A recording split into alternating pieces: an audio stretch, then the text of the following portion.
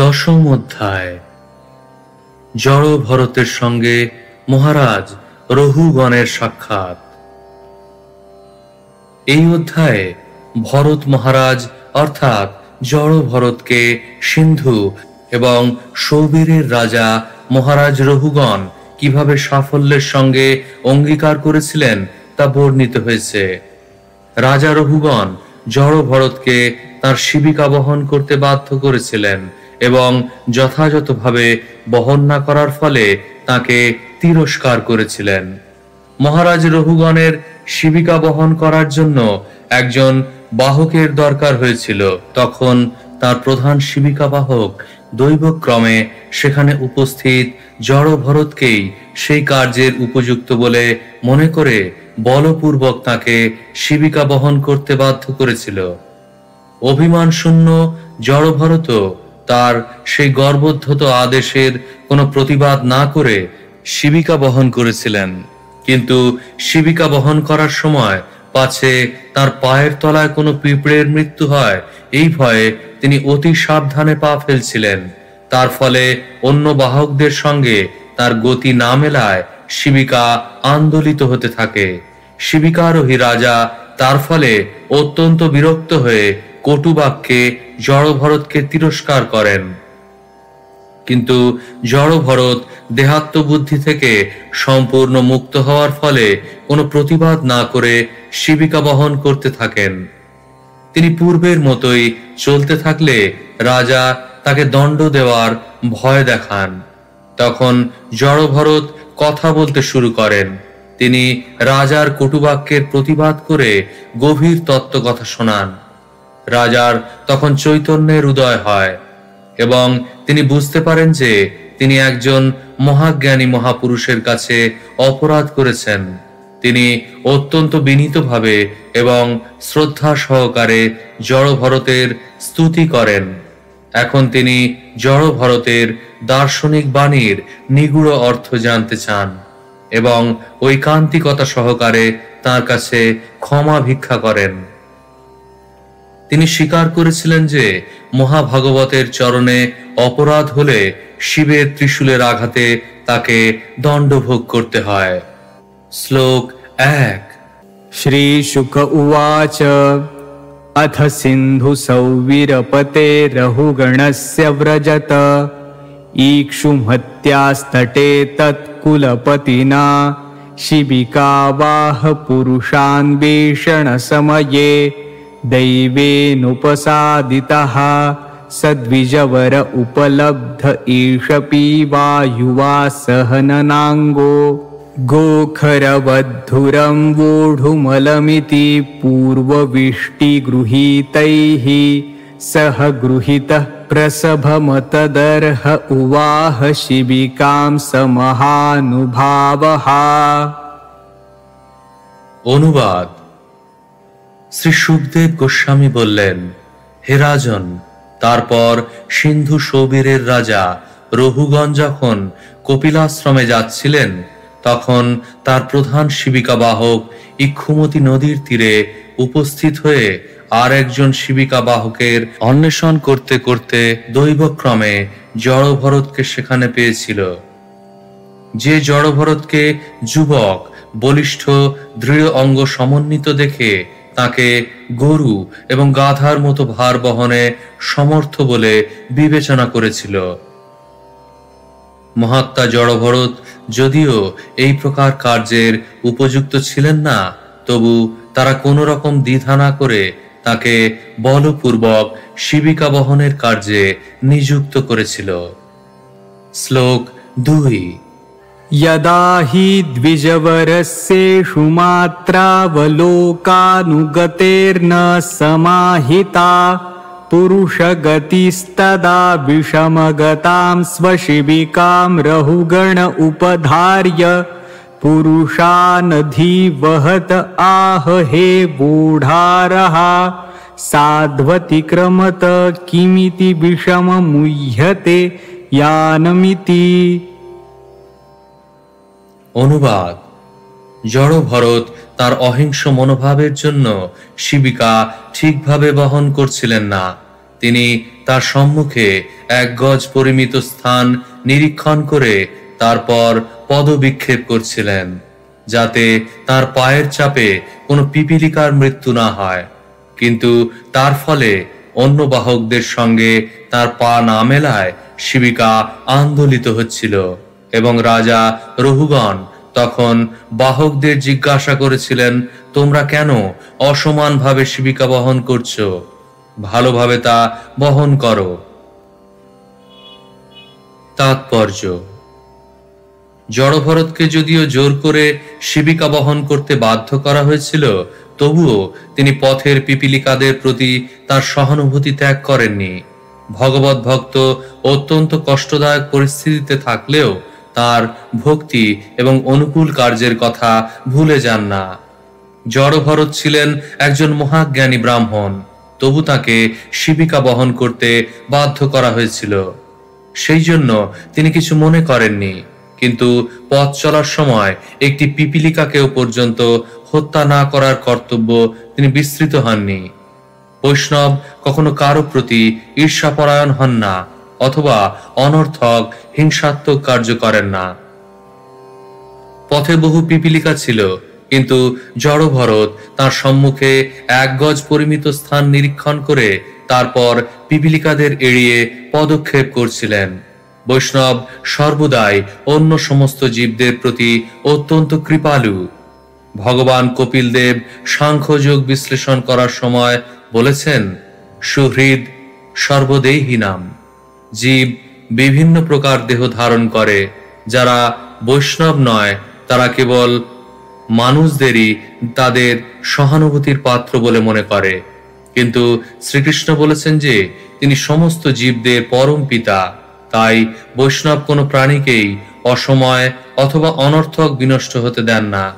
প্রতিটি জীবকেই কোনো বিশেষ জড় শরীরে নির্দিষ্ট সময়ের জন্য আবদ্ধ হয়ে কোনো বিশেষ উদ্দেশ্য সাধন করতে হয়।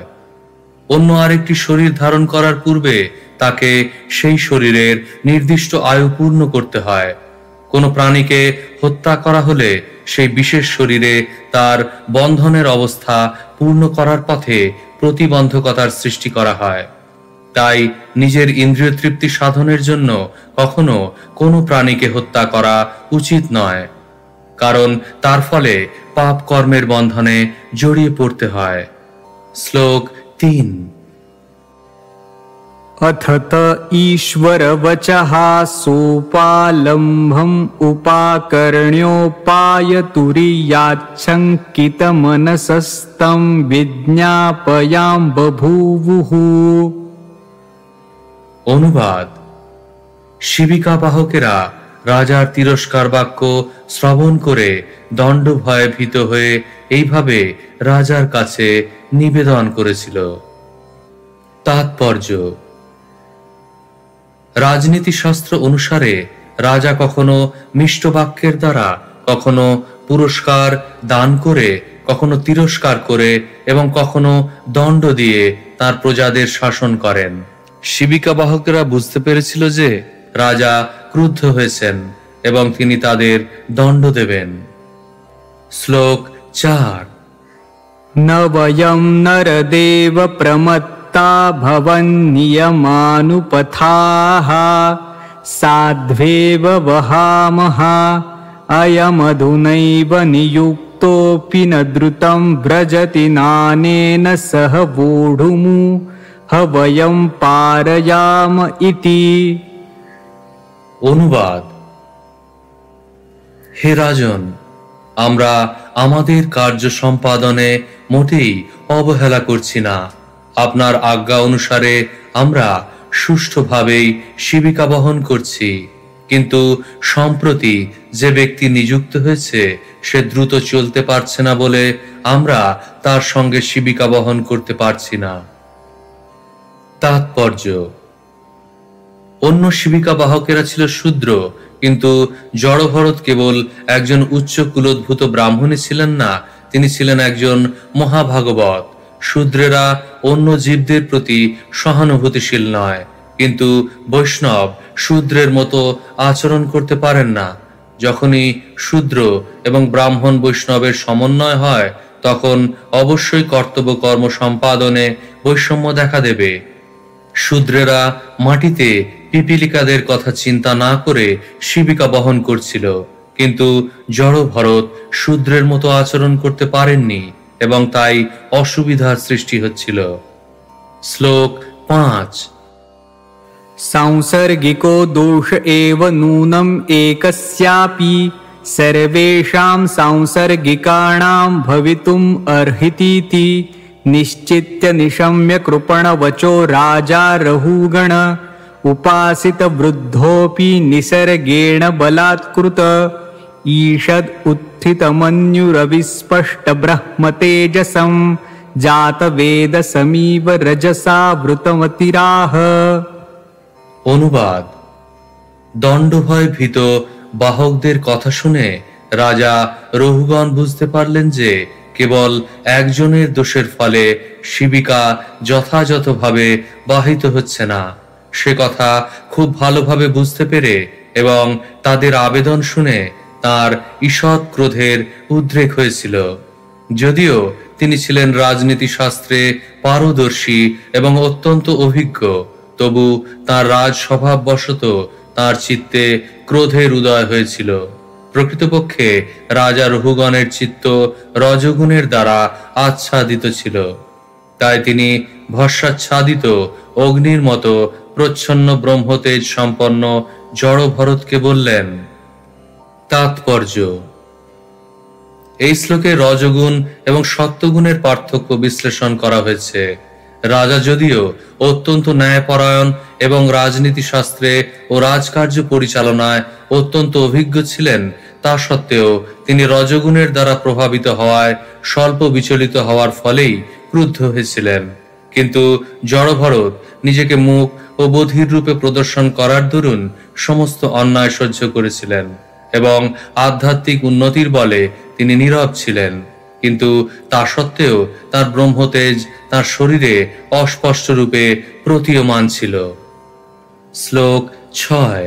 हो कष्टं भ्रातर्व्यक्तमुरुपरिश्रान्तो दीर्घमध्वानमेक एव ऊहिवान् सुचिरं नातिपीवास सहनाङ्गो जरसा चोपद्रुतो भवान् सखेनो एवापर एते संघट्टिन्न इति बहुविप्रलब्धोऽप्यविद्यया रचितद्रव्य गुणकर्माशयस्वचरम कलेवरे वस्तुनि संस्थान विशेषेऽहं ममेत्यनध्यारोपितमिथ्या प्रत्ययो ब्रह्मभूतस्तूष्णीं शिबिकां पूर्ववधुवाह।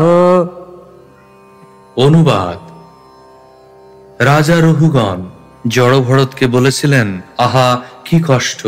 ওহে ভাই, তুমি নিশ্চয় একাকী অনেকক্ষণ ধরে অনেক পথ এই শিবিকা বহন করে অত্যন্ত ক্লান্ত হয়েছ, আর তাছাড়া তোমার বার্ধক্যবশত তুমি অত্যন্ত পরিশ্রান্ত হয়েছ। হে সখে, তোমার শরীর তো দৃঢ় নয় এবং তুমিও তেমন বলবান নও। তোমার সঙ্গের বাহকেরা কি তোমার সঙ্গে সহযোগিতা করছে না? এইভাবে রাজা বক্রোক্তির দ্বারা জড়ভরতকে তিরস্কার করলেও জড়ভরত অভিমান শূন্যই ছিলেন। তিনি তার চিন্ময় স্বরূপ উপলব্ধি করার ফলে অবগত ছিলেন যে তিনি তার দেহ নন, তিনি স্থূল অথবা কৃশ ছিলেন না। পঞ্চমহাভূত এবং 3 সূক্ষ্ম উপাদানের সমন্বয়ে রচিত জড়পিণ্ডটির সঙ্গে তার কোনো সম্পর্ক ছিল না। হস্তপদ সমন্বিত জড় দেহটির সঙ্গে তার কোনো সম্পর্ক ছিল না, অর্থাৎ তিনি সম্পূর্ণরূপে তার চিন্ময় স্বরূপ অহং ব্রহ্মাস্মি উপলব্ধি করেছিলেন। তাই তিনি রাজার পরিহাসপূর্ণ তিরস্কারে বিচলিত হননি। নীরবে তিনি পূর্বের মতোই শিবিকা বহন করতে লাগলেন। তাৎপর্য: জড়ভরত ছিলেন সম্পূর্ণরূপে মুক্ত। দস্যুরা যখন তাকে বলি দিতে উদ্যত হয়েছিল তখনও তিনি নিশ্চিতভাবে তার দেহাত্মবুদ্ধির অতীত ছিলেন। তাকে যদি হত্যাও করা হতো তাহলেও তিনি বিচলিত হতেন না, কারণ তিনি ভগবদ গীতার 2:20 বাণী ন হন্যতে হন্যমানের শরীরে পূর্ণরূপে উপলব্ধি করেছিলেন। তিনি জানতেন যে তার দেহকে হত্যা করা হলেও তাকে হত্যা করা যাবে না। যদিও তিনি কোনো প্রতিবাদ করেননি, তবুও ভগবান এবং তার প্রতিনিধি দস্যুদের এই অন্যায় আচরণ সহ্য করতে পারেননি। তাই ভগবানের কৃপায় তিনি রক্ষা পেয়েছিলেন এবং দস্যুরা নিহত হয়েছিল। এইভাবে শিবিকা বহন করার সময়ও তিনি জানতেন যে তিনি তার শরীর নন। এই শরীরটি শিবিকা বহনের জন্য পূর্ণরূপে সক্ষম ছিল, কারণ তা বলবান এবং সুগঠিত ছিল। দেহাত্ম বুদ্ধি থেকে মুক্ত হওয়ার ফলে রাজার ব্যঙ্গোক্তি তাকে প্রভাবিত করতে পারেনি। দেহ রচিত হয় জীবের কর্ম অনুসারে এবং বিশেষ ধরনের দেহের বিকাশ সাধনের জন্য জড়া প্রকৃতি উপাদানগুলি সরবরাহ করে। যে দৈহিক গঠন আত্মাকে আবৃত করে, আত্মা তা থেকে ভিন্ন। তাই শরীরের প্রতি কোনো উপকার অথবা অপকার করা হলেও তা আত্মাকে প্রভাবিত করে না। বৈদিক উপদেশ হচ্ছে স্বয়ং পুরুষ। আত্মা কখনো জড়া প্রকৃতির আয়োজনের দ্বারা প্রভাবিত হয় না। শ্লোক 7। अथ पुनः स्वशिबिकायां विषमगतायां प्रकुपित उवाच रहुगणः किमिदमरे त्वं जीवन् मृतो मां कदर्थीकृत्य भर्तृशासनमतिचरसि प्रमत्तस्य च ते करोमि चिकित्सां दण्डपाणिरिव जनताया यथा प्रकृतिं स्वां भजिष्यस इति। অনুবাদ।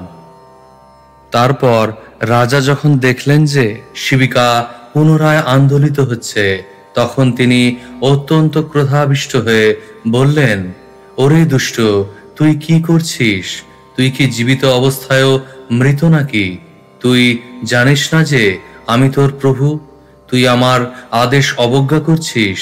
তোর এই অবজ্ঞার ফলে আমি তোকে যমরাজের মতো দণ্ড দেব। আমি তোর উপযুক্ত শাস্তি বিধান করব, যাতে তুই প্রকৃতিস্থ হোস। শ্লোক 8। एवं बहुबद्धमपि भाषमाणं नरदेवाभिमानं रजसा तमसानुविद्धेन मदेन तिरस्कृताशेष भगवत्प्रियनिकेतं पंडितमानिनं स भगवान् ब्राह्मणो ब्रह्मभूत सर्वभूत सुहृदात्मा योगेश्वर चचार्यां नाति व्युत्पन्नमतिं स्मयमान इव विगतस्मय इदम् आह। অনুবাদ।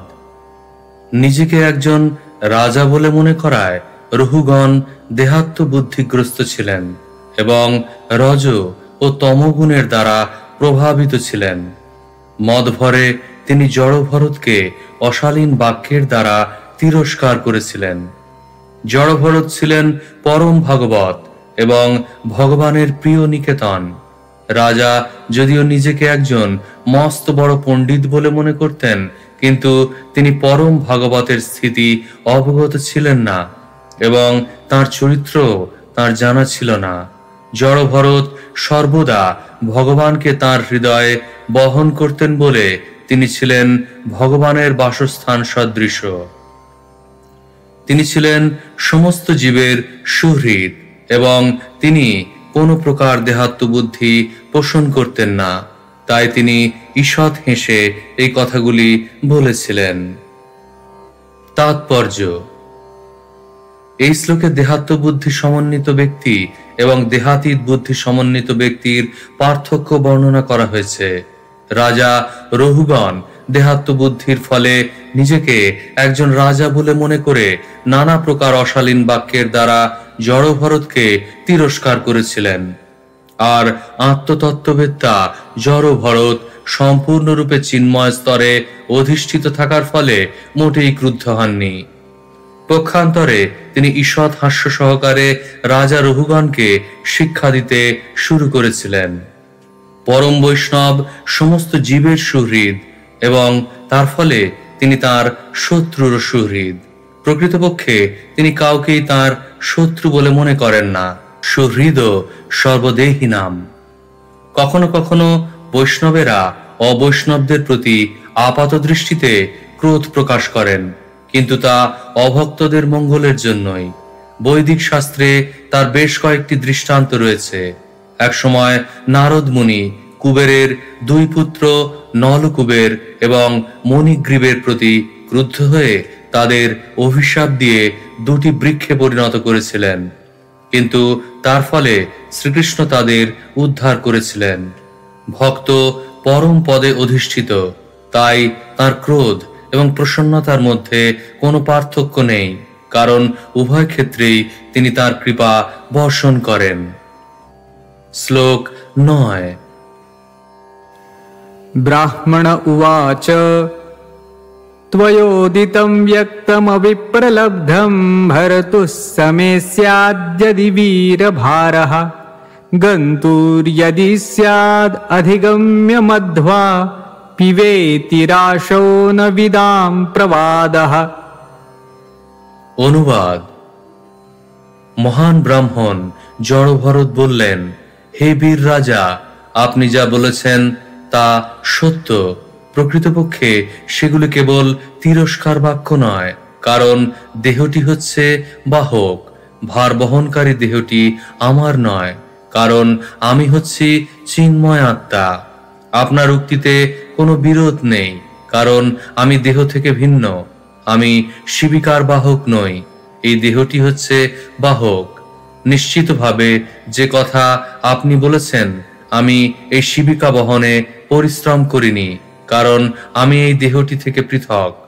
আপনি বলেছেন যে আমি হৃষ্টপুষ্ট নই। এই বাক্যটি তার পক্ষেই উপযুক্ত যে ব্যক্তি দেহ এবং আত্মার পার্থক্য জানে না।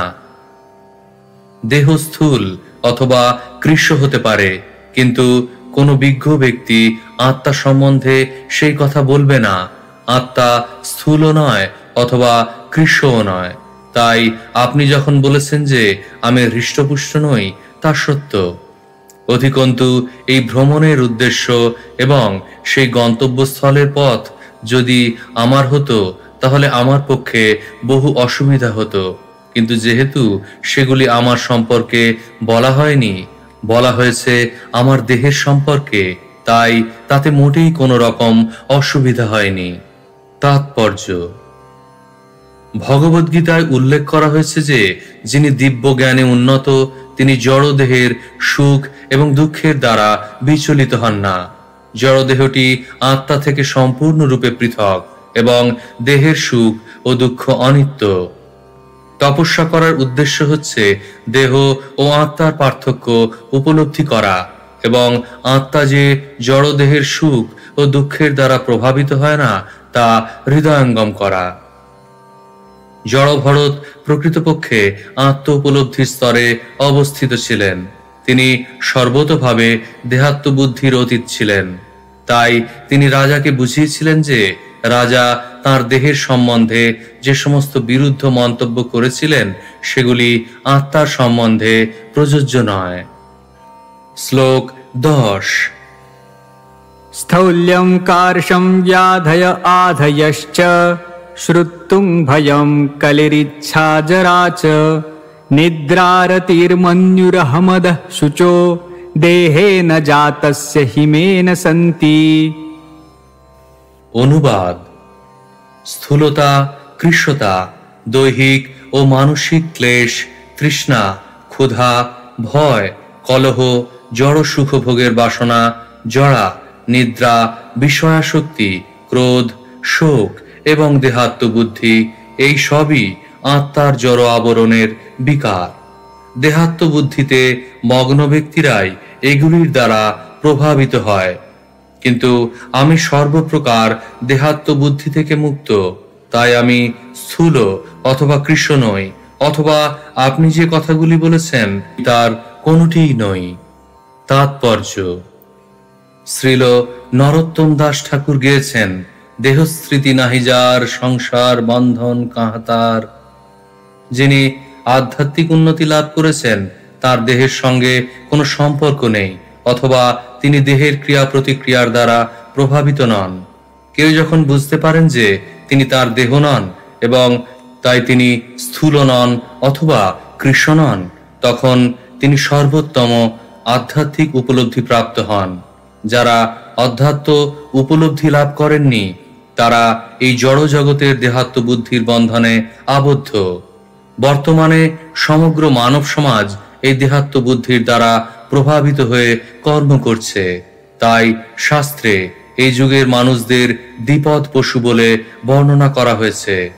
এই প্রকার পশুদের সমাজে কেউই সুখী হতে পারে না। আমাদের কৃষ্ণ ভাবনামৃত আন্দোলন মানব সমাজকে পারমার্থিক উপলব্ধির স্তরে উন্নীত করার চেষ্টা করছে। সকলের পক্ষে সঙ্গে সঙ্গে জড় ভরতের মতো আত্ম উপলব্ধি লাভ করা সম্ভব নয়, কিন্তু শ্রীমদ্ ভাগবতে 1:2-18 বর্ণনা করা হয়েছে, নষ্ট প্রায়স্ম ভদ্রেষু নিত্যং ভাগবত সেবয়া। ভাগবত ধর্ম প্রচার করার দ্বারা আমরা মানব সমাজকে পূর্ণ সার্থকতার স্তরে উন্নীত করতে পারি। কেউ যখন দেহাত্ম বুদ্ধির দ্বারা প্রভাবিত হন না, তখন তিনি ভগবত ভক্তির পথে অগ্রসর হতে পারেন। আমরা যতই দেহাত্ম বুদ্ধি থেকে মুক্ত হব, ততই আমরা ভগবত ভক্তিতে স্থির হতে পারব এবং ততই আমরা সুখী হতে পারব এবং শান্তি লাভ করতে পারব। এই সম্পর্কে শ্রীল মধ্বাচার্য বলেছেন যে, যারা জড়া প্রকৃতির দ্বারা যত বেশি প্রভাবিত, ততই তারা দেহাত্ম বুদ্ধিতে থাকে। এই প্রকার ব্যক্তিরা বিভিন্ন দৈহিক লক্ষণের কথাই চিন্তা করে, কিন্তু যারা দেহাত্ম বুদ্ধি থেকে মুক্ত, তারা এই জড় জগতে অবস্থানকালেও দেহ ব্যতীতই জীবিত থাকেন। শ্লোক 11। অনুবাদ। হে রাজন, আপনি অনর্থক আমাকে জীবনমৃত বলে অভিযোগ করেছেন। সেই সম্পর্কে আমি কেবল এই বলতে পারি যে এই জড় জগতে সবকিছুরই আদি এবং অন্ত রয়েছে। আর আপনি যে মনে করছেন আপনি রাজা ও প্রভু এবং তাই আমাকে আদেশ দেওয়ার চেষ্টা করছেন, সেটিও ঠিক নয়, কারণ এই সমস্ত পদগুলি অনিত্য। আজ আপনি রাজা এবং আমি আপনার ভৃত্য, কিন্তু কাল তার পরিবর্তন হতে পারে এবং আপনি ভৃত্যতে এবং আমি প্রভুতে পরিণত হতে পারি। এই সমস্ত অনিত্য পরিস্থিতিগুলি দৈবের দ্বারা সৃষ্টি হয়। তাৎপর্য: এই জগতে দেহাত্ম বুদ্ধি হচ্ছে সমস্ত দুঃখ কষ্টের মূল কারণ। বিশেষ করে কলিযুগে মানুষেরা এতই অশিক্ষিত যে তারা বুঝতে পারে না প্রতি মুহূর্তে দেহের পরিবর্তন হচ্ছে এবং দেহের অন্তিম পরিবর্তন হচ্ছে মৃত্যু। এই জীবনে কেউ রাজা হতে পারে এবং পরবর্তী জীবনে তার কর্ম অনুসারে সে একটি কুকুর হতে পারে। জড়া প্রকৃতির প্রভাবে আত্মা গভীর নিদ্রায় মগ্ন। প্রকৃতি তাকে এক অবস্থায় রাখে, তারপর সেই অবস্থাটির পরিবর্তন করে অন্য আরেকটি অবস্থায় নিয়ে যায়। আত্ম উপলব্ধি এবং জ্ঞানের অভাবে বদ্ধ জীবেরা ভ্রান্তভাবে নিজেকে রাজা, প্রজা, কুকুর, বিড়াল ইত্যাদি বলে মনে করে। এগুলি কেবল ভগবানের আয়োজনে দেহের বিভিন্ন রূপান্তর মাত্র। এই প্রকার অনিত্য দেহাত্ম বুদ্ধির দ্বারা বিভ্রান্ত হওয়া উচিত নয়। প্রকৃতপক্ষে এই জড়জগতে কেউই প্রভু নয়, কারণ সকলেই জড়া প্রকৃতির নিয়ন্ত্রণাধীন এবং জড়া প্রকৃতি ভগবানের নিয়ন্ত্রণাধীন। তাই পরমেশ্বর ভগবান শ্রীকৃষ্ণ হচ্ছেন পরম প্রভু। সেই সম্বন্ধে শ্রী চৈতন্য চরিতামৃতে বলা হয়েছে, একলে ঈশ্বর কৃষ্ণ আর সব ভৃত্য। ভগবানের সঙ্গে এই সব সম্পর্কের কথা বিস্তৃত হওয়ার ফলেই এই জড় জগতে আমাদের দুঃখ দুর্দশা ভোগ করতে হয়। শ্লোক 12। विशेष बुद्धेर्विवरं मनाक्ष पश्यामयन्न व्यवहारतोऽन्यत् क ईश्वरस्तत्र किमीशितव्यं तथापि राजन् करवाम किं ते। অনুবাদ। হে রাজন, আপনি যদি এখনো মনে করেন যে আপনি হচ্ছেন রাজা এবং আমি হচ্ছি আপনার ভৃত্য, তাহলে আপনি আদেশ করুন এবং আপনার আদেশ আমাকে পালন করতে হবে। কিন্তু আমি এই কথা বলতে পারি যে এই পার্থক্য অত্যন্ত ক্ষণস্থায়ী এবং ব্যবহার অথবা প্রথা থেকেই তার উৎপত্তি, এছাড়া তার অন্য কোনো কারণ আমি দেখি না। সেই ক্ষেত্রে প্রভুকে এবং ভৃত্যই বা কে? সকলেই জরা প্রকৃতির নিয়মের বাধ্য, তাই কেউই প্রভু নয় এবং কেউই ভৃত্য নয়। কিন্তু তা সত্ত্বেও আপনি যদি মনে করেন যে আপনি প্রভু এবং আমি আপনার ভৃত্য, তাহলে আমি তা স্বীকার করে নেব। আপনি দয়া করে আমাকে আদেশ দিন, বলুন আমি আপনার জন্য কি করতে পারি। তাৎপর্য: শ্রীমদ্ ভাগবতে বলা হয়েছে অহং মামেতি, মানুষ মনে করে আমি হচ্ছি এই শরীর এবং আমার এই দেহের সম্পর্কে এ আমার প্রভু, এ আমার ভৃত্য, এ আমার পত্নী এবং এ আমার পুত্র। এই সমস্ত ধারণা দেহের পরিবর্তন এবং জড়া প্রকৃতির ব্যবস্থার ফলে অনিত্য। সমুদ্রে ভাসমান তৃণের মতো আমরা একত্র হই এবং ঢেউয়ের আঘাতে পর মুহূর্তেই বিচ্ছিন্ন হই। এই জড়জগতে সকলেই অজ্ঞানের সমুদ্রে ভাসছে। সে সম্বন্ধে শ্রীল ভক্তি বিনোদ ঠাকুর বলেছেন, মিছে মায়ার বসে যাচ্ছ ভেসে, খাচ্ছ হাবুডুবু ভাই, জীব কৃষ্ণদাস এ বিশ্বাস, করলে তো আর দুঃখ নাই। ভগবদ্গীতায় ৩:৩৭ বলা হয়েছে, কাম এষ ক্রোধ এষ রজগুণ সমুদ্ভব। রজগুণের প্রভাবে আমরা কত কিছু কামনা করি এবং আমাদের ইচ্ছা বা চিন্তা এবং ভগবানের অনুমোদন অনুসারে জড়া প্রকৃতি আমাদের বিশেষ প্রকার শরীর দান করেন। কিছুকালের জন্য আমরা প্রভু এবং ভৃত্যের ভূমিকায় অভিনয় করি, ঠিক যেভাবে অভিনেতারা পরিচালকের নির্দেশে মঞ্চে অভিনয় করে।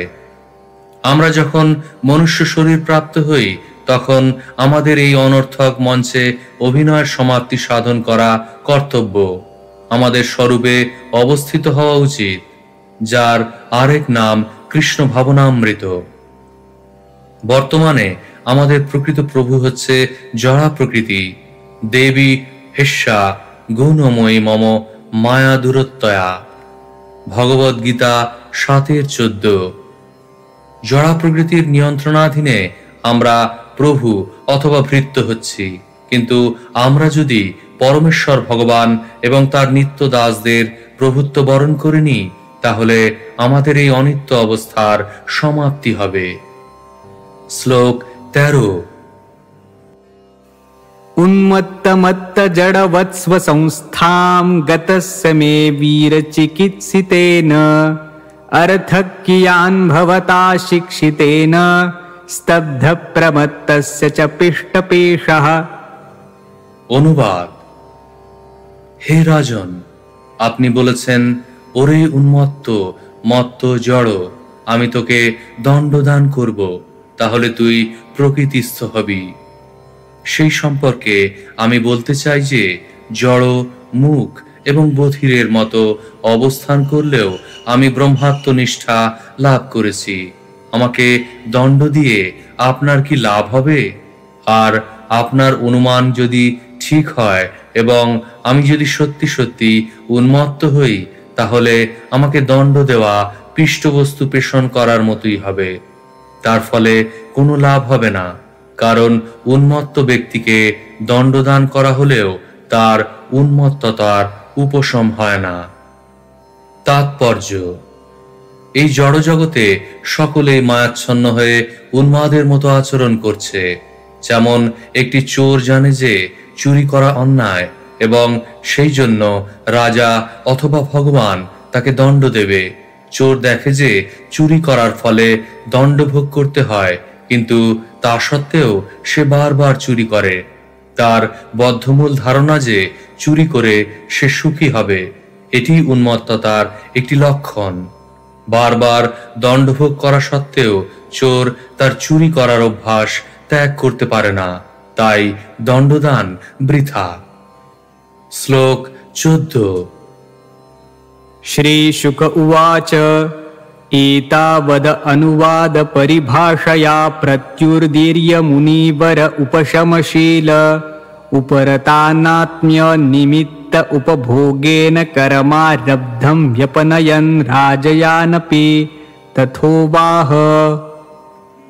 অনুবাদ। সুখদেব গোস্বামী বললেন, হে মহারাজ পরীক্ষিত, রাজা রহুগণ পরম ভাগবত জড়ভরতকে কর্কশ বাক্যে যখন তিরস্কার করেছিলেন, তখন শান্তচিত্ত মুনিবর তা সহ্য করে তার যথাযথ উত্তর দিয়েছিলেন। অবিদ্যার কারণ দেহাত্মবুদ্ধি, কিন্তু জড়ভরত সেই ভ্রান্ত ধারণার দ্বারা প্রভাবিত ছিলেন না। তার স্বাভাবিক দৈন্যবশত তিনি নিজেকে একজন মহান ভক্ত বলে মনে করতেন না, এবং তিনি নীরবে তার পূর্বকৃত কর্মের ফল ভোগ করে যেতেন। একজন সাধারণ মানুষের মতো তিনি মনে করেছিলেন যে শিবিকা বহন করে তিনি তার পূর্বকৃত দুষ্কর্মের ফল বিনষ্ট করছেন। এইভাবে বিচার করে তিনি পূর্ববৎ শিবিকা বহন করতে লাগলেন। তাৎপর্য: মহান ভগবত ভক্ত কখনো নিজেকে একজন পরমহংস বা মুক্ত পুরুষ বলে মনে করেন না। তিনি সর্বদাই ভগবানের বিনীত দাস রূপে অবস্থান করেন। প্রতিকূল পরিস্থিতিতে তিনি মনে করেন যে তার পূর্বকৃত কর্মের ফলে তিনি দণ্ড ভোগ করছেন। সেই দুঃখময় পরিস্থিতির জন্য তিনি কখনো ভগবানকে দোষারোপ করেন না। এগুলি মহাভাগবতের লক্ষণ। তত্ত্বে হনুকম্পাং সুসমীক্ষমান। তিনি যখন প্রতিকূল পরিস্থিতিতে দুঃখ ভোগ করেন, তখন তিনি সর্বদা মনে করেন যে তার অনেক বেশি দণ্ডভোগ করার কথা ছিল, কিন্তু ভগবান কৃপা করে তার সেই দণ্ডের মাত্রা লাঘব করে দিয়েছেন। তিনি কখনো তার প্রভুর প্রতি ক্রুদ্ধ হন না। তার প্রভু তাকে যে অবস্থায় রেখেছেন সেই অবস্থাতেই তিনি সর্বদা সুখী থাকেন। সর্ব অবস্থাতেই তিনি ভগবানের সেবারূপ কর্তব্য সম্পাদন করেন। এই প্রকার ব্যক্তি নিশ্চিত রূপে ভগবত ধামে উন্নীত হবেন। শ্রীমদ্ ভাগবতে 10:14-8 বলা হয়েছে, तत्तेऽनुकम्पां सुसमीक्षमाणो भुञ्जान एवात्मकृतं विपाकं हृद्वाग्वपुर्भिर्विदधन् नमस्ते जीवेत यो मुक्तिपदे सदाय भाग। হে ভগবান, যে ব্যক্তি সর্বদা আপনার অহৈতুকী কৃপার প্রতীক্ষা করে, তার পূর্বকৃত কর্মের ফল বলে মনে করে সমস্ত দুঃখ দুর্দশা বরণ করে নেন এবং তার অন্তরের অন্তঃস্থল থেকে আপনাকে সশ্রদ্ধ প্রণতি নিবেদন করেন, তিনি অবশ্যই মুক্তি লাভের যোগ্য, কারণ সেটি তার ন্যায্য অধিকারে পরিণত হয়েছে। শ্লোক 15। सचापि पाण्डवेय सिन्धु सौवीरपतिस्तत्त्वजिज्ञासायां सम्यक् श्रद्धयाधिकृताधिकारस्तदहृदय ग्रन्थिमोचनम् द्विजवच आश्रित्य बहुयोगग्रन्थसम्मतं त्वरयावरुह्य शिरसा पादमूलम् उपसृतः क्षमापयन् विगतनृपदेवस्मय उवाच। অনুবাদ।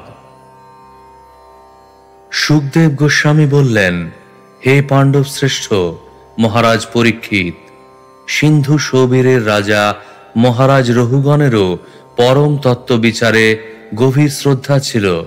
জড়ভরতের যোগশাস্ত্র সম্মত এবং হৃদয় গ্রন্থি ছেদনকারী বাক্য শ্রবণ করে তার রাজ অভিমান বিদূরিত হয়েছিল। তিনি শীঘ্র শিবিকা থেকে অবতরণ পূর্বক ভরতের শ্রীপাদপদ্মে তার মস্তক স্থাপন করে প্রণতি নিবেদন করলেন এবং সেই মহাভাগবতের চরণে অপরাধ করার ফলে ক্ষমা প্রার্থনা করে বলেছিলেন। তাৎপর্য: ভগবদ্গীতায় 4:2 শ্রীকৃষ্ণ বলেছেন, एवं परम्परा प्राप्तम् इमं राजर्षयो विदुः सकाले नेह महता योगो नष्टः परन्तप। এইভাবে পরম্পরার মাধ্যমে এই পরম বিজ্ঞান রাজর্ষিরা লাভ করেছিলেন, কিন্তু কালের প্রভাবে পরম্পরা ছিন্ন হয়েছিল এবং সেই যোগ নষ্টপ্রায় হয়েছে। পরম্পরার অন্তর্গত রাজারা ঋষিতুল্য ছিলেন। পূর্বে তারা জীবন দর্শন উপলব্ধি করতে পারতেন এবং প্রজাদের কিভাবে শিক্ষাদান করে সেই স্তরে উন্নীত করতে হয় তা তারা জানতেন। পক্ষান্তরে বলা যায় যে জন্ম মৃত্যুর বন্ধন থেকে কিভাবে প্রজাদের মুক্ত করতে হয় তা তারা জানতেন। মহারাজ দশরথ যখন অযোধ্যায় রাজত্ব করছিলেন, তখন এক সময় ঋষি বিশ্বামিত্র তার কাছে এসেছিলেন রামচন্দ্র এবং লক্ষ্মণকে বনে রাক্ষসদের সংহার করার জন্য নিয়ে যেতে। ঋষি বিশ্বামিত্র যখন মহারাজ দশরথের সভায় আসেন, তখন রাজা তাকে সাধু সুলভ সম্বর্ধনা করে জিজ্ঞাসা করেছিলেন, ঐহিষ্টং যত্তৎ পুনর্জন্ম জয়ায়, অর্থাৎ জন্ম এবং মৃত্যুকে জয় করার সমস্ত প্রচেষ্টা ঠিকমতো চলছে তো? এই তত্ত্বের ভিত্তিতে সমগ্র বৈদিক সভ্যতা প্রতিষ্ঠিত। কিভাবে জন্ম মৃত্যুকে জয় করা যায় তা জানা অবশ্য কর্তব্য। মহারাজ রঘুগণও জীবনের উদ্দেশ্য সম্বন্ধে অবগত ছিলেন, তাই জড় ভরত যখন সেই জীবন দর্শন তার সম্মুখে উপস্থাপন করেছিলেন, তিনি তৎক্ষণাৎ তা সমর্থন করেছিলেন। সেটিই হচ্ছে বৈদিক সমাজের ভিত্তি।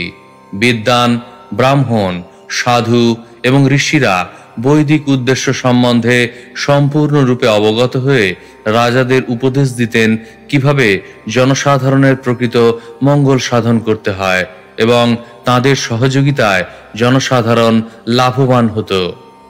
তাই সেই সমাজে সবকিছুই সার্থক ছিল। মহারাজ রঘুগণ মানব জীবনের মহিমা সম্বন্ধে অবগত ছিলেন, তাই তিনি জড়ভরতের মতো একজন মহাত্মাকে অপমান করার ফলে অনুতপ্ত হয়েছিলেন এবং তৎক্ষণাৎ তাঁর শিবিকা থেকে অবতরণ করে ক্ষমা ভিক্ষা করার জন্য জড়ভরতের চরণ কমলে নিপতিত হয়েছিলেন এবং জীবনের মাহাত্ম্য সম্বন্ধে, যাকে বলা হয় ব্রহ্ম জিজ্ঞাসা, জানবার জন্য আগ্রহী হয়েছিলেন।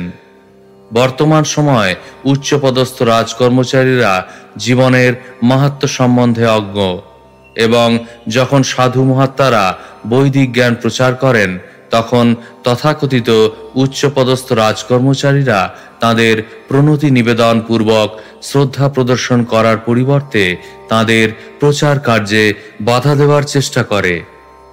তাই বলা যায় যে প্রাচীন রাজ্য শাসন ব্যবস্থা ছিল স্বর্গতুল্য, আর এখনকার শাসন ব্যবস্থা নরকতুল্য। শ্লোক 16।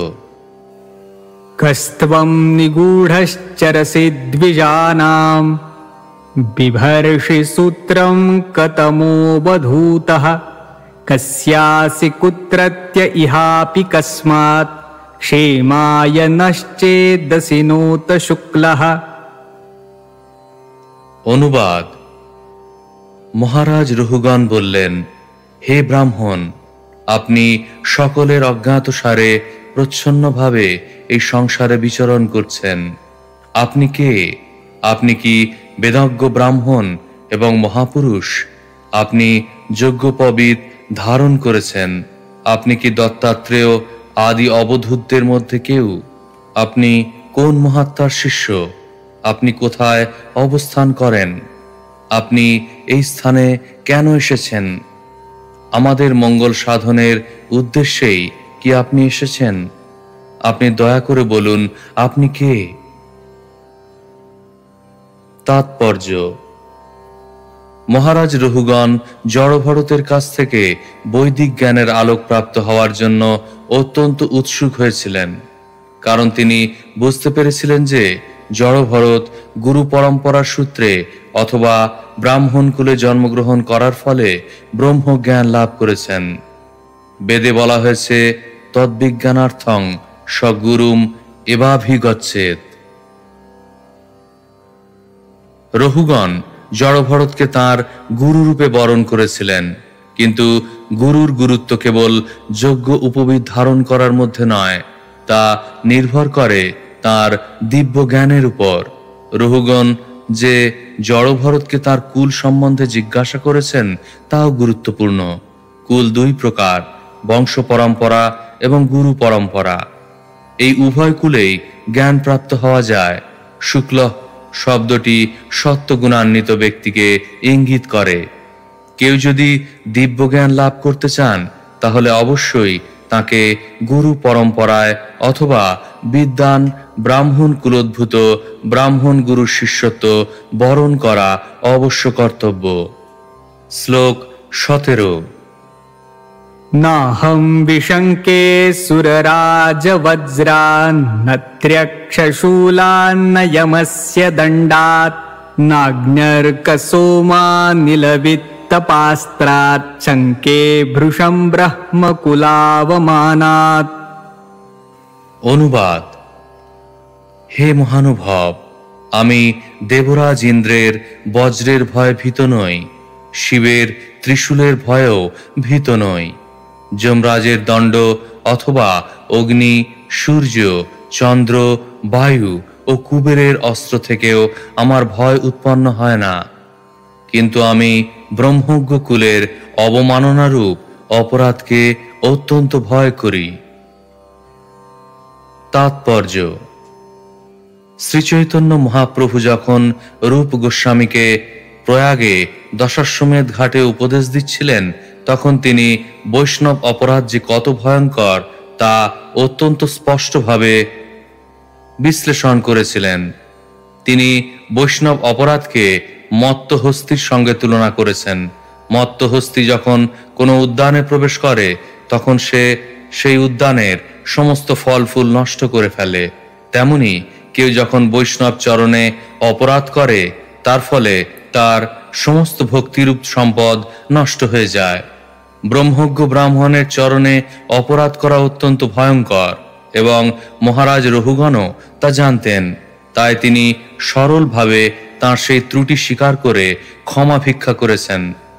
ব্রহ্ম, অগ্নি, যমরাজের দণ্ড, শিবের ত্রিশূল ইত্যাদি বহু ভয়ঙ্কর বস্তু রয়েছে, কিন্তু কোনোটি জড় ভরতের মতো ব্রাহ্মণের চরণে অপরাধের মতো ভয়ঙ্কর নয়। তাই মহারাজ রহুগণ তৎক্ষণাৎ তাঁর শিবিকা থেকে অবতরণ করে ব্রাহ্মণ জড়ভরতের পাদপদ্মে দণ্ডবৎ প্রণত হয়ে ক্ষমা ভিক্ষা করেছিলেন। শ্লোক 18। तद्ब्रूह्य सङ्गो जडवन्निगूढ विज्ञानवीर्यो विचरस्य पारः वचांसि योगग्रथितानि साधो नः क्षमन्ते मनसापि भेत्तुम्। অনুবাদ। হে মহানুভব, মনে হচ্ছে যেন আপনার মহান আধ্যাত্মিক জ্ঞানের প্রভাব আপনি গোপন করে রেখেছেন। প্রকৃতপক্ষে আপনি সমস্ত জড় সংসর্গ থেকে মুক্ত এবং পূর্ণরূপে ভগবানের চিন্তায় মগ্ন। তাই আপনার দিব্য জ্ঞান অনন্ত। দয়া করে আপনি আমাকে বলুন, কেন আপনি এইভাবে একজন জ্বরের মতো বিচরণ করছেন? হে মহাপুরুষ, আপনি যোগসম্মত কথা বলেছেন, কিন্তু আমাদের পক্ষে তা হৃদয়ঙ্গম করা সম্ভব নয়। তাই দয়া করে তা বিশ্লেষণ করুন। তাৎপর্য: জড়ভরতের মতো মহাপুরুষ সাধারণ বাক্য উচ্চারণ করেন না। তারা যা কিছু বলেন তা মহান যোগী এবং মহাপুরুষদের দ্বারা অনুমোদিত। সাধারণ মানুষ এবং মহাত্মার মধ্যে এটি পার্থক্য। জড়ভরতের মতো মহাপুরুষের বাণী হৃদয়ঙ্গম করতে হলে শ্রোতাকে অবশ্যই উন্নত চেতনা সমন্বিত হতে হবে। ভগবদ্গীতা অর্জুনকে শোনানো হয়েছিল, অন্যদের নয়। ভগবান শ্রীকৃষ্ণ এই দিব্য জ্ঞান দান করার জন্য বিশেষভাবে অর্জুনকে মনোনীত করেছিলেন, কারণ অর্জুন ছিলেন তার মহান ভক্ত এবং অন্তরঙ্গ সখা।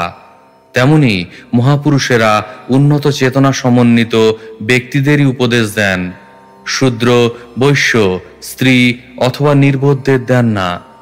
কখনো কখনো সাধারণ মানুষদের মহান দার্শনিক উপদেশ দান করা অত্যন্ত বিপজ্জনক, কিন্তু শ্রী চৈতন্য মহাপ্রভু কলিযুগের অধঃপতিত জীবদের মঙ্গলের জন্য একটি অতি সুন্দর শিক্ষা দিয়েছেন। তা হচ্ছে হরে কৃষ্ণ মহামন্ত্রের কীর্তন। জনসাধারণ যদিও শূদ্রবৎ অথবা শূদ্রাধম, তবু তারা এই হরে কৃষ্ণ মহামন্ত্র কীর্তন করে পবিত্র হতে পারে। তখন তারা ভগবদ গীতা এবং শ্রীমদ্ ভাগবতের অতি গূঢ় দার্শনিক তত্ত্ব হৃদয়ঙ্গম করতে পারে। আমাদের কৃষ্ণ ভাবনামৃত আন্দোলন তাই সাধারণ মানুষদের জন্য হরে কৃষ্ণ মহামন্ত্র কীর্তনের পন্থা অবলম্বন করেছে। মানুষ যখন ধীরে ধীরে পবিত্র হয়, তখন তাদের ভগবদ গীতা এবং শ্রীমদ্ ভাগবতের অতি উন্নত জ্ঞান কিভাবে প্রদান করতে হয় তা জানেন। শ্লোক 19। अहं च योगेश्वरमात्मतत्त्वविदां मुनीनां परमं गुरुं वै प्रष्टुं प्रवृत्तः किमिहारणं तत् साक्षात् हरिं ज्ञानकलावतीर्णम्। অনুবাদ: আমি আপনাকে যোগেশ্বর আত্মতত্ত্বজ্ঞ মুনিদেরও পরম গুরু বলে মনে করি। মানব সমাজের কল্যাণের জন্য আপনি অবতীর্ণ হয়েছেন। আপনি ভগবানের জ্ঞানরূপী অবতার কপিল দেবের সাক্ষাৎ প্রতিনিধি রূপে দিব্য জ্ঞান প্রদান করতে এসেছেন। তাই আমি আপনাকে জিজ্ঞাসা করি, হে গুরুদেব, এই জগতে সবচাইতে নিরাপদ আশ্রয় কি? তাৎপর্য: শ্রীকৃষ্ণ ভগবদ গীতায় বলেছেন, योगिनामपि सर्वेषां मद्गतेनान्तरात्मना श्रद्धावान् भजते यो मां समे युक्ततमो मतः। যিনি শ্রদ্ধা সহকারে মদগত চিত্তে আমার ভজনা করেন, তিনি সবচেয়ে অন্তরঙ্গভাবে আমার সঙ্গে যুক্ত এবং তিনি সমস্ত যোগীদের থেকে শ্রেষ্ঠ। ভগবদ গীতা 6:47। জড় ভরত ছিলেন সিদ্ধযোগী। পূর্বে তিনি ছিলেন মহারাজ ভরত এবং এখন তিনি সমস্ত জ্ঞানী ও যোগীদের মধ্যে সর্বশ্রেষ্ঠ মহাপুরুষ। জড় ভরত যদিও ছিলেন একজন সাধারণ জীব, তবুও তিনি ভগবত অবতার কপিল দেব প্রদত্ত সমস্ত জ্ঞান উত্তরাধিকার সূত্রে প্রাপ্ত হয়েছিলেন। তাই তাকে সাক্ষাৎ ভগবান বলেই মনে করা যায়।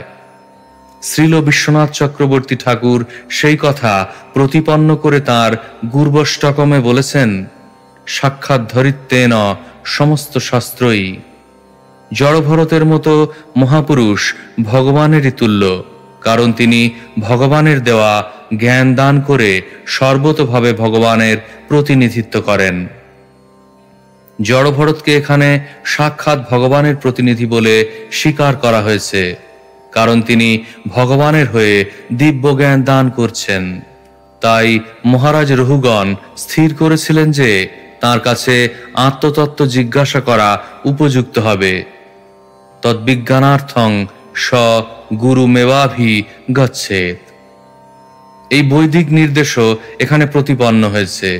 কেউ যদি আদৌ আত্মতত্ত্ব জ্ঞান ব্রহ্ম জিজ্ঞাসা জানতে ইচ্ছুক হন, তাহলে তাকে অবশ্যই জড় ভরতের মতো গুরুর শরণাগত হতে হবে। শ্লোক 20। स वै भवान् लोकनिरीक्षणार्थम् अव्यक्तलिङ्गो विचरत्यपि स्वित् योगेश्वराणां गतिमन्दबुद्धिः कथं विचक्षीत गृहानुबन्धः। অনুবাদ: আপনি যে ভগবানের অবতার কপিল দেবের সাক্ষাৎ প্রতিনিধি, তা কি সত্য নয়? কে প্রকৃত মানুষ এবং কে নয় তা পরীক্ষা করার জন্য আপনি মুখ এবং বধিরের মতো অভিনয় করছেন। আপনি কি সেই জন্য এই পৃথিবী পৃষ্ঠে এইভাবে বিচরণ করছেন না? আমি অত্যন্ত বিষয়াসক্ত এবং জ্ঞানান্ধ, কিন্তু তা সত্ত্বেও আমি আপনার কাছে জ্ঞানের আলোকপ্রাপ্ত হওয়ার জন্য উপস্থিত হয়েছি। কিভাবে আমি পারমার্থিক জীবনে উন্নতি সাধন করতে পারি। তাৎপর্য: মহারাজ রহুগণ যদিও একজন রাজার ভূমিকা অবলম্বন করেছিলেন, কিন্তু জড় ভরত তাকে বুঝিয়েছিলেন যে তিনি রাজা নন এবং জড় ভরত মূক ও বধির নন। এই সমস্ত উপাধিগুলি কেবল আত্মার আবরণ মাত্র। এই জ্ঞান লাভ করা সকলেরই অবশ্য কর্তব্য। সেই কথা ভগবদ্গীতায় 2:13 প্রতিপন্ন হয়েছে। দেহি নহস্মিন যথা দেহে। সকলেই দেহের বন্ধনে আবদ্ধ। যেহেতু দেহ আত্মা নয়, তাই দেহের কার্যকলাপ মায়িক। জড় ভরতের মতো সাধুর সঙ্গ প্রভাবে মহারাজ রহুগণ বুঝতে পেরেছিলেন যে রাজা রূপে তাঁর যে কার্যকলাপ তা মায়িক। তাই তিনি জড় ভরতের কাছে জ্ঞান লাভের বাসনা করেছিলেন এবং সেটি তাঁর সিদ্ধি লাভের পথে প্রথম পদক্ষেপ। তদ্বিজ্ঞানার্থং স গুরুম এবাভিগচ্ছেৎ। জীবনের উদ্দেশ্য সম্বন্ধে অবগত হতে ইচ্ছুক এবং আত্মজ্ঞান লাভে আগ্রহী মহারাজ রহুগণের মতো ব্যক্তিকে অবশ্যই জড় ভরতের মতো মহাপুরুষের শরণাগত হওয়া কর্তব্য। তস্মাৎ গুরুং প্রপদ্যেত জিজ্ঞাসুশ্রেয় উত্তমম। শ্রীমদ্ ভাগবত 11:3-21। ভগবানের প্রতিনিধি জড়ভরতের মতো গুরুদেবের শরণাগত হয়ে মনুষ্য জীবনের উদ্দেশ্য সম্বন্ধে প্রশ্ন করা মানুষের অবশ্য কর্তব্য। শ্লোক 21। দৃষ্টঃ শ্রমঃ কর্মত আত্মনো বৈ ভরতুর্গন্তুম ভবতশ্চানুমন্যে যথা সতোদানয়নাদ্য ভাবাৎ সমূল ইষ্টো ব্যবহার মার্গঃ। অনুবাদ: আপনি বলেছেন, আমি শ্রান্ত নই।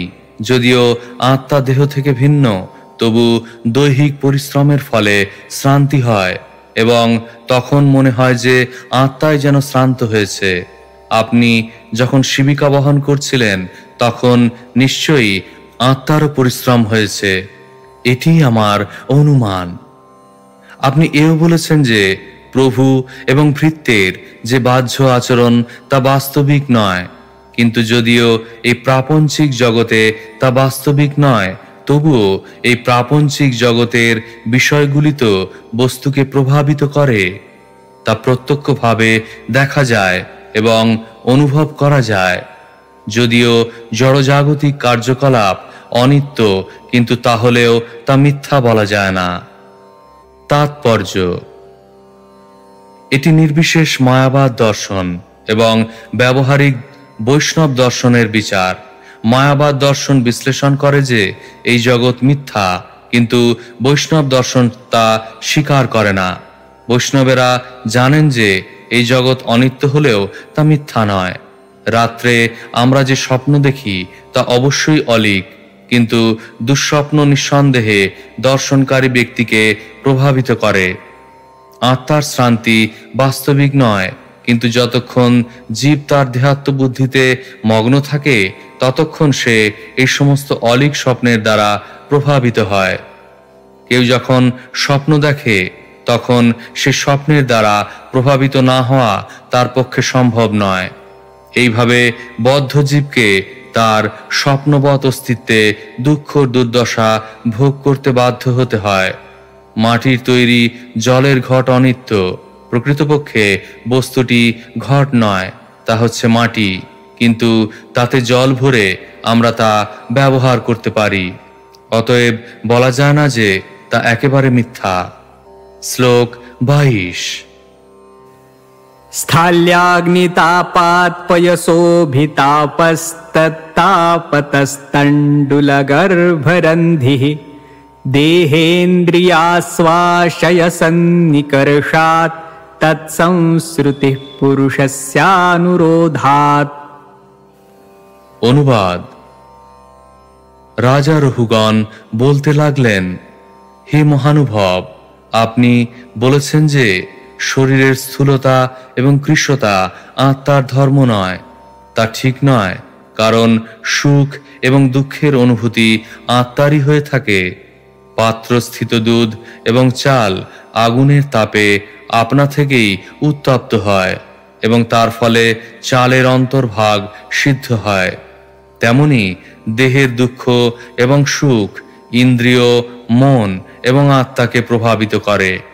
আত্মা এই অবস্থা থেকে অনাসক্ত থাকতে পারে না। তাৎপর্য: মহারাজ রহুগণ যে যুক্তি প্রদর্শন করেছেন তা ব্যবহারিক দৃষ্টিভঙ্গির পরিপ্রেক্ষিতে সত্য, কিন্তু তা হয় দেহের প্রতি আসক্তির ফলে।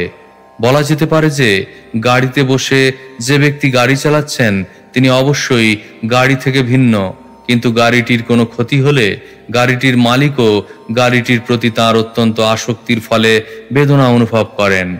প্রকৃতপক্ষে গাড়িটির ক্ষতির সঙ্গে গাড়িটির মালিকের কোনো সম্পর্ক নেই, কিন্তু যেহেতু মালিক গাড়িটির প্রতি অত্যন্ত আসক্ত, তাই সেই সম্পর্কে তিনিও সুখ এবং দুঃখ অনুভব করেন। এই অবস্থার নিরসন করা সম্ভব গাড়িটির প্রতি আসক্তি প্রত্যাহার করার ফলে। তখন গাড়িটির কোনো ক্ষতি হলেও মালিক তাতে সুখ অথবা দুঃখ অনুভব করবেন না। তেমনি দেহ এবং ইন্দ্রিয়ের সঙ্গে আত্মার কোনো প্রকৃত সম্পর্ক নেই, কিন্তু অজ্ঞানতাবশত সে তার দেহটিকে তার স্বরূপ বলে মনে করে এবং তার ফলে দেহের সুখ এবং দুঃখের মাধ্যমে সে সুখ এবং দুঃখ অনুভব করে। শ্লোক 23। शास्ताभिगुप्ता नृपति प्रजानां यः किङ्करो वैनपि नष्टिपिष्टं स्वधर्ममाराधनमच्युतस्य यदीह मानो विजहात्यघौघम्।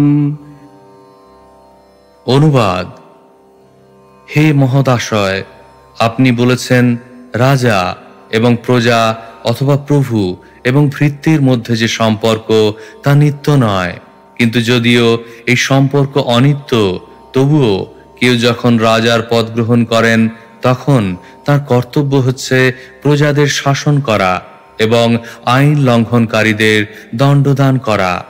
তাদের দণ্ডদান করে তিনি প্রজাদের রাজ্যের আইন মেনে চলার শিক্ষা দেন।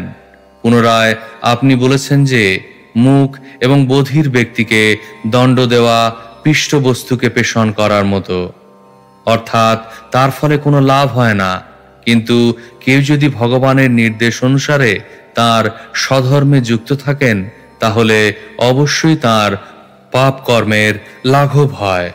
অতএব কাউকে যদি বলপূর্বক তার স্বধর্মে নিযুক্ত করা হয় তার ফলে তার মঙ্গল হয়, কারণ তখন তার সমস্ত পাপ থেকে তিনি মুক্ত হতে পারেন। তাৎপর্য: মহারাজ রহুগণের এই যুক্তিটি অত্যন্ত উপযুক্ত। ভক্তি রসামৃত সিন্ধুতে 1, 2, 4 শ্রীল রূপ গোস্বামী বলেছেন, তস্মাৎ কেনাপ্পুপায়েন মন কৃষ্ণে নিবেশয়েত। যে কোনোভাবেই হোক না কেন মনকে কৃষ্ণ ভাবনায় যুক্ত করতে হবে। প্রকৃতপক্ষে প্রতিটি জীবই কৃষ্ণের নিত্য দাস, কিন্তু বিস্মৃতির ফলে জীব মায়ার নিত্য দাসত্ব বরণ করেছে। যতক্ষণ পর্যন্ত সে মায়ার দাসত্ব করে ততক্ষণ সে সুখী হতে পারে না। আমাদের কৃষ্ণ ভাবনামৃত আন্দোলনের উদ্দেশ্য হচ্ছে মানুষদের কৃষ্ণের সেবায় যুক্ত করা, তা তাদের সমস্ত জড়কলুষ এবং পাপ কর্ম থেকে মুক্ত করবে। সেই কথা ভগবদ্গীতায় 4:10 প্রতিপন্ন হয়েছে। বিতরাগ ভয় ক্রোধা। জড়জাগতিক কার্যকলাপ থেকে মুক্ত হওয়ার ফলে আমরা ভয়, ক্রোধ ইত্যাদির প্রভাব থেকে মুক্ত হতে পারব। তপশ্চর্যার ফলে জীব পবিত্র হয় এবং ভগবত ধামে ফিরে যাওয়ার যোগ্য হয়। রাজার কর্তব্য হচ্ছে এমনভাবে তার প্রজার শাসন করা যাতে তারা কৃষ্ণ ভাবনাময় হতে পারে, তার ফলে সকলেরই মঙ্গল হয়। দুর্ভাগ্যবশত রাজা অথবা রাষ্ট্রপ্রধানেরা জনসাধারণকে ভগবানের সেবায় নিযুক্ত করার পরিবর্তে ইন্দ্রিয় তৃপ্তিমূলক কার্যকলাপে অনুপ্রাণিত করছে এবং তা অবশ্যই কখনো কারোর মঙ্গল সাধন করতে পারে না। রাজা রহুগণ জড় ভরতকে তাঁর শিবিকা বহন কার্যে নিযুক্ত করার চেষ্টা করেছিলেন, যা ছিল রাজার ইন্দ্রিয় তৃপ্তিমূলক কার্য। কিন্তু কেউ যদি ভগবানের শিবিকা বহন কার্যে যুক্ত হন, তাহলে তার পক্ষে তা অবশ্যই মঙ্গলজনক। এই ভগবত বিমুখ সভ্যতায় কোনো না কোনো মতে রাষ্ট্রপ্রধানেরা যদি জনসাধারণকে ভগবানের সেবায় যুক্ত করেন অথবা তাদের কৃষ্ণভক্তি জাগরিত করেন, তাহলে তারা প্রজাদের সর্বশ্রেষ্ঠ মঙ্গল সাধন করতে পারেন। শ্লোক 24। তন্মে ভবান্নরদেবাভিমানম মদেন তুচ্ছীকৃত সত্তমস্য কৃষিষ্টমৈত্রী দৃশমার্তবন্ধো যথাতরে সদবধ্যানমহঃ। অনুবাদ: আপনি যা বলেছেন তা আমার কাছে বিপরীত বলে মনে হচ্ছে। হে আর্তবন্ধু, আমি রাজা হওয়ার অভিমানে মত্ত হয়ে আপনার মতো পরম ভাগবতকে অপমান করে মহা অপরাধ করেছি। তাই আমি আপনার কাছে প্রার্থনা করি, দয়া করে আপনি আমার প্রতি অহৈতুকী কৃপা প্রদর্শন করুন। তাহলেই কেবল আমি এই অপরাধ থেকে মুক্ত হতে পারব। তাৎপর্য: শ্রী চৈতন্য মহাপ্রভু বলেছেন যে বৈষ্ণব অপরাধের ফলে সমস্ত পারমার্থিক কার্য নষ্ট হয়ে যায়। বৈষ্ণব অপরাধকে হাতিমাতা অপরাধ বলা হয়। কঠোর পরিশ্রমে গড়ে তোলা বাগানকে মত্তহস্তি সম্পূর্ণরূপে নষ্ট করে ফেলতে পারে। কেউ ভগবত ভক্তির সর্বোচ্চ স্তর প্রাপ্ত হতে পারেন, কিন্তু কোনো ক্রমে যদি বৈষ্ণব অপরাধ হয়ে যায় তাহলে সবকিছু ধসে পড়বে। অজ্ঞাতসারে মহারাজ রহুগণ জড় ভরতের চরণে অপরাধ করেছিলেন, কিন্তু তাঁর সদ্বুদ্ধির ফলে তিনি ক্ষমা ভিক্ষা করেছিলেন। বৈষ্ণব অপরাধ থেকে মুক্ত হওয়ার এটিই হচ্ছে উপায়। কৃষ্ণ ভক্ত অত্যন্ত সরল এবং স্বভাবতই কৃপালু। তাই যদি কখনো বৈষ্ণবের চরণে অপরাধ হয়ে যায়, তৎক্ষণাৎ তার কাছে ক্ষমা ভিক্ষা করা উচিত, যাতে পারমার্থিক উন্নতি প্রতিহত না হয়। শ্লোক 25।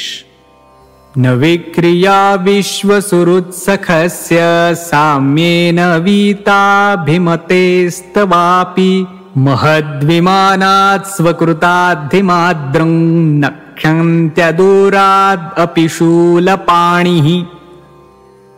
অনুবাদ: হে প্রভু, আপনি সমস্ত জীবের পরম সুহৃদ ভগবানের সখা, তাই আপনি সকলের প্রতি সমদৃষ্টি সম্পন্ন এবং আপনি দেহাত্ম বুদ্ধি থেকে মুক্ত। আমি যে আপনাকে অপমান করেছি তাতে যদিও আমার কোনো বিকার হয়নি, তবুও সেই অপরাধের ফলে আমার মতো ব্যক্তি যদি শিবের মতো শক্তিশালী হয় তাহলেও অচিরেই বিনষ্ট হবে, তাতে কোনো সন্দেহ নেই। তাৎপর্য: মহারাজ রহুগণ অত্যন্ত বুদ্ধিমান ছিলেন এবং বৈষ্ণব অপরাধের অশুভ পরিণতির কথা তিনি ভালোভাবেই জানতেন।